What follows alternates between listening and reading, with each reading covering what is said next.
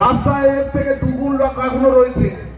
তাই আমি বলবো আপনাদের কাছে, আমি স্বপনকে বলার আগে আমি একটা কথা বলবো, পশ্চিম বাংলার বিরোধী দলনেতা রাস্তার নেড়ি কুত্তা, সেই নেড়ি কুত্তা খেউ খেউ খেউ খেউ করছে।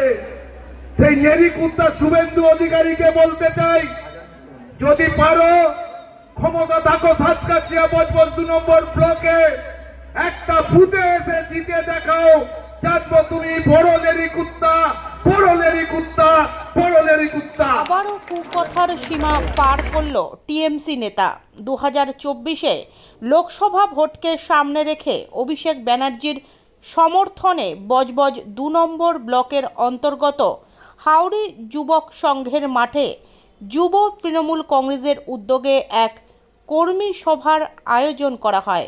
উক্ত সভায় এদিন প্রায় 7,000 তৃণমূল কর্মী সমর্থক উপস্থিত ছিলেন। এদিনের সভামঞ্চে উপস্থিত ছিলেন শওকত মোল্লা ও বজবজ 2 নম্বর ব্লকের সভাপতি সুব্রত ব্যানার্জি।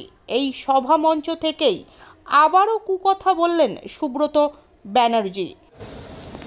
অনেক বড় বড় কথা বলেছিলেন, তার স্বপ্ন দেখিয়েছিলেন গোটা সাতকাছিয়া বিধানসভার মানুষকে, যে দেশে সরকার আছে, নরেন্দ্র মোদী আছে, আমরা গোটা সাতকাছিয়া বিধানসভার অলিতে গলিতে পিচের রাস্তা তৈরি করব।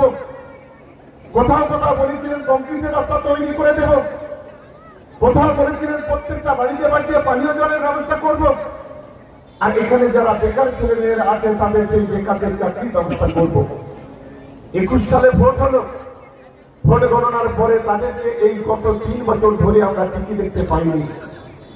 আজকের আমাদের প্রিয় সাংসদ অভিষেক বন্দ্যোপাধ্যায়ের নেতৃত্বে আজ সাতকাছিয়া বিধানসভা জুড়ে অলিতে গলিতে রাস্তা, আজ গোটা সাতকাছিয়া বিধান